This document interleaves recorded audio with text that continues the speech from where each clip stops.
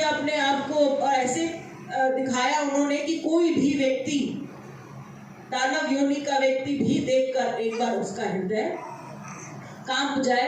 यहाँ तक कि जब माँ के इस रूप को, मुझे बता बेटे तुझे क्या कहना है, ना पूछ ले, उससे मेरे से पूछ क्या कह रही है। ना धागा बनेगा ना जल बनेगा, पहले तू एक अच्छा इंसान बन। ये जो 9 दिन नवरात्रि के आते हैं, इसमें माँ से सेवा नहीं, माँ की सेवा की जाती है। और बेटे मैं तो बंधनों से मुक्त हो गई,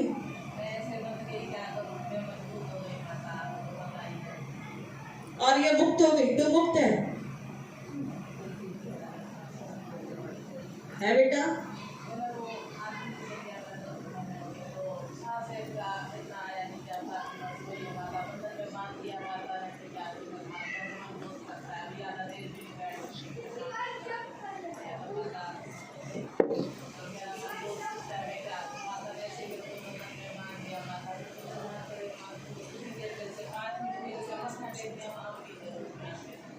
मैं कह रही हूँ कि ये जो 9 दिन है सभी के लिए कह रही हूँ, ये रोने पिटने के लिए नहीं है बेटा, तेरे लिए नहीं, सभी के लिए भी है कि ये 9 दिनों को हम जिसको समझ में आ गए उसे धागे की फिर जरूरत पड़ेगी ही नहीं। तो तू धागे से बुद्धि को बाहर निकाल और कहाँ लगा, जिसकी मैं बात कर रही हूँ, जिसके लिए धागा आप गले में पहनते हो, जो ये धागा आपको देती है, वो धागा कब काम करता है पहले ये सुनो। आपने 9 दिन माँ को पूछा नहीं, यहाँ आप पूजने आए नहीं, आप किसी भी बंधन में बंधे हो, आप नहीं, आप सब किसी बंधन में बंधे हो, और आपने किसी भी जगह से एक धागा बनवाया, उस धागे को आपने गले में, पैर में, हाथ में कहीं भी बांधा। आपने सोचा कि ये मैंने जो धागा बांधा है इससे मेरे शरीर का कोई कष्ट ना आए, मेरा कोई नुकसान ना हो, मुझे भूत प्रेत भी ना चिपटे, ऐसा ही ना। लेकिन अब धागा बंधा भी है और फिर भूत आ गए, ये भी तो होता है आप सबके साथ, किसी के साथ भी हो सकता है। देखती हूँ मैं हाथ पे 4-4, 5 धागे बंधे हुए, तो हंसी भी आ जाती है। 5 धागों की, 6 धागों की जरूरत हमें है ही नहीं। विश्वास का एक धागा भी तब काम करता है जब माई के जो ये 6 माह में एक बार नवरात्र पक्ष लगता है। तो ये जो नवरात्र है, मैंने पहले दिन बताया था, ये 2 चीजें जब आपस में मिलती हैं, सर्दी और गर्मी आपस में मिलती है तब नवरात्र लगते हैं, और गर्मी और सर्दी आपस में मिलती है तब नवरात्र लगते हैं। जब आप और भगवान भी आपस में मिले तब नवरात्रे लगते हैं।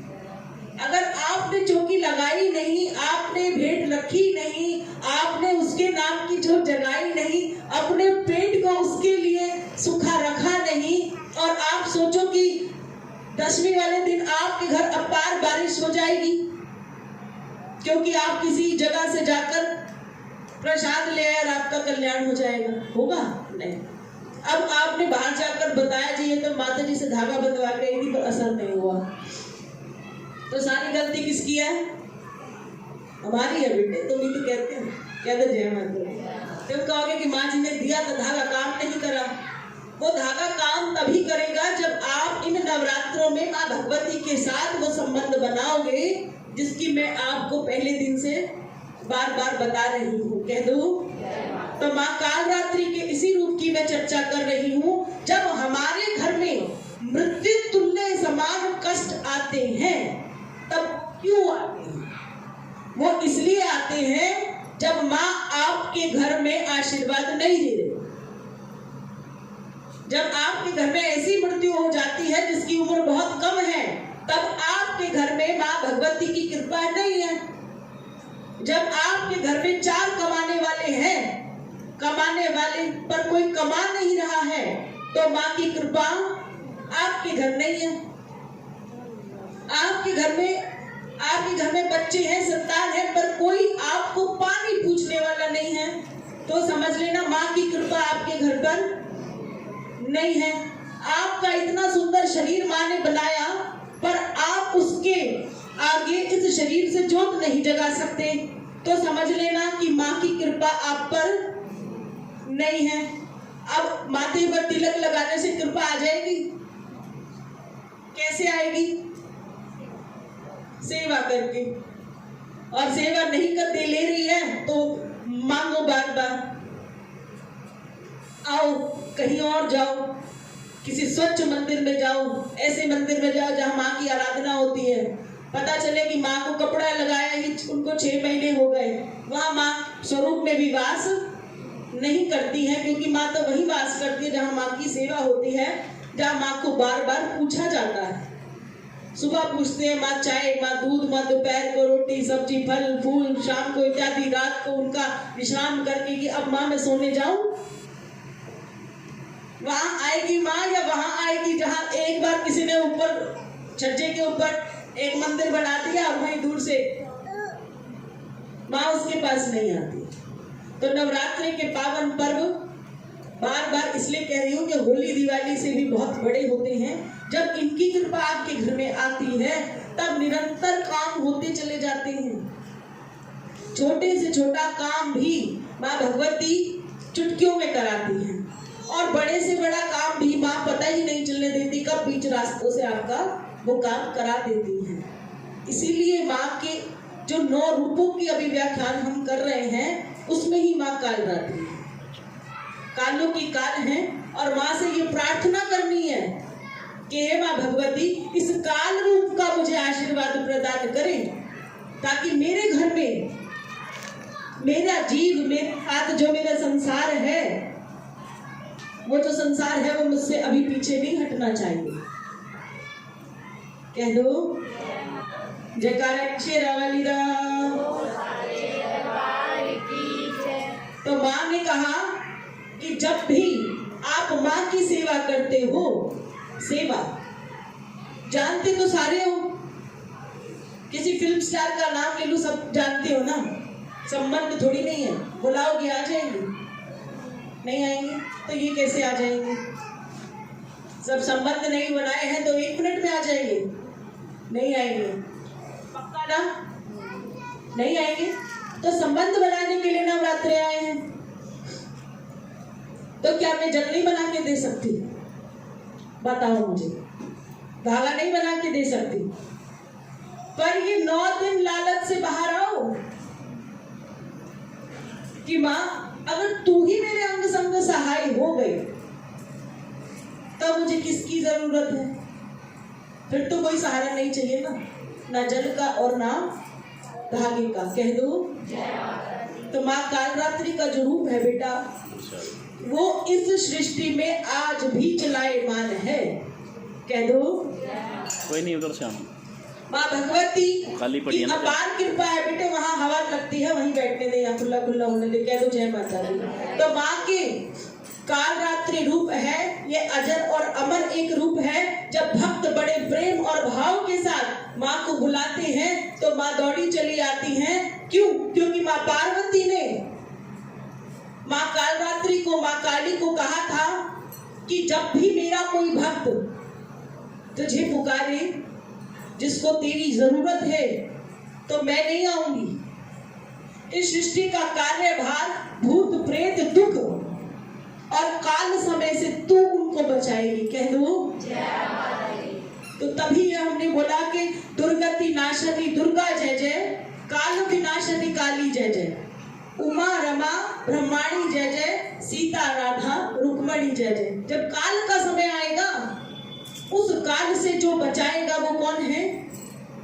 वो माँ काल का है, माँ कालरात्रि है। और माँ ही आपका कल्याण करने वाली है। माई का नाम इसीलिए कल्याणी रखा गया था, क्योंकि प्रभु ने क्या कहा? क्योंकि प्रभु ने कहा कि तुम कल्याण करने वाली हो। कह दो थोड़ी सी आगे पीछे हो जा बेटे, आजा आजा आजा। जयकारा शेरा वाली दा, जगदिया जोता वाली माता तेरी सदा ही जय हो। जयकारा वीर बजरंगी। तभी भगवती के पावन पर्व पर माँ की जब जोत लगती है तब क्या होता है? आजा बेटा, कोई नहीं, मेरी दृष्टि में मुझे सारे दिख रहे हैं।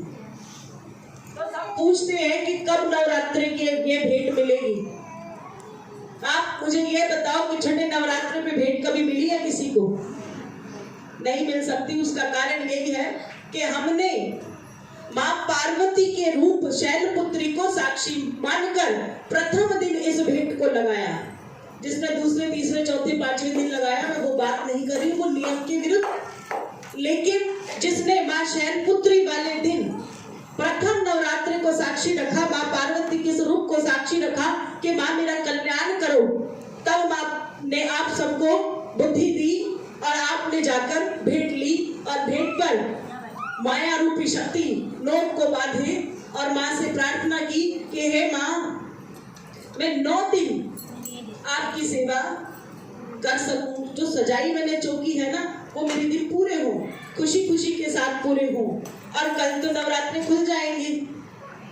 तो माँ ने काल रात्रि माँ को जब ये कहा कि तुम सृष्टि का कल्याण करोगी, तो ये नवरात्र की जो भेंट है ये सप्तमी तिथि तक ही होती है, क्योंकि अष्टमी वाले दिन तो मैंने कहा जो आपकी पहली भेंट है, जिसको आपने कहाँ लगाया है?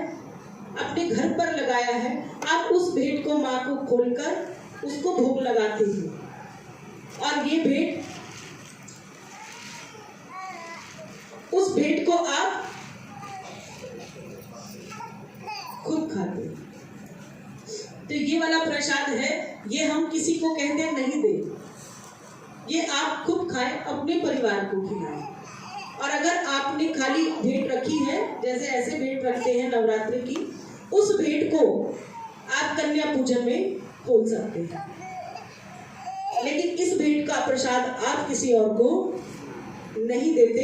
उसका कारण भी क्या है मैं भी आपको बताऊंगी। कह दो, मैंने कल कहा था कि चौकी का समय हवा कर देंगे, तो सबको लगा सही बोला है। बेटे इसको इधर करिए, कूलर को थोड़ा पीछे, हवा कट रही है। कह दो जयकारा शेरावाली दा, माँ भगवती के दरबार में जितने भी ये जोत लगाई थी, भेंट लगाई है, सबको अपनी अपनी भेंट ही स्वीकार करनी है। बस ये याद रखना कि लालच नहीं करना। लालच इसलिए नहीं करना क्योंकि ये बेटे आवाज आपस में कट रही है, इसलिए कूलर के लिए मैंने कहा इसको पीछे कर दो। पिछली बार किसी ने लालच में किसी और की भेंट ले ली, विचार कर भेंट को उठाना है। उसने कहा मेरे को पता है लिया उसने, अगर मैं कह दूं तो बुरा लग जाएगा। ऐसे नहीं करना। नहीं मिली, नहीं लगी आपकी, तो आप क्या कहें कि माँ को अगली बार मौका दे। ऐसे नहीं किसी और की दरबार से भेंट की चोरी, और वो भेंट आपका कल्याण नहीं करेगी। एक तो जिसकी गई वो कितना मन में कुपित भाव रखेगा कि मेरी भेंट थी, मुझे नहीं मिली, पता नहीं कौन चुरा कर ले गया। तो आप तो बिना मतलब चोर हो गए।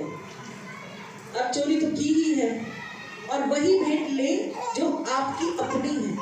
इसलिए सूचित करते ना कि नाम लिखकर और अपनी निशानी लगाओ। वही भेंट आप पर जानी चाहिए जो आपके अपने हाथों से यहाँ रखी हुई है। तो बिल्कुल भी जल्दबाजी नहीं करनी है ना। तुम इतना क्यों मुस्कुरा रहे हो? कह दो जय माता। कुछ है बात बता दो मुझे। हमारी दीदी को ना याद नहीं है भेंट हमने कैसे रखी थी, क्योंकि ऐसा है कि भेंट के ऊपर आपने क्या दक्षिणा रखी है वो भी याद होता है, और बात के समय भी याद होता है। चुन्नी से बांधी है, मौली से बांधी है, तो आपकी अकेली भेंट कोई नहीं उठाएगा, समझना आप। और जिसको जैसे जैसे याद है वो अपने उठा लेंगे तो 2-4 ही बचेगी, फिर पहचानना आसान हो जाएगा। कह दो माँ भगवती के पावन नवरात्र का, चैत्र नवरात्रि का 7वां दिन आज है। माँ भगवती को बड़े भाव से मनाना है, क्योंकि मैंने कल रात को बताया था सप्तम दिन वाले दिन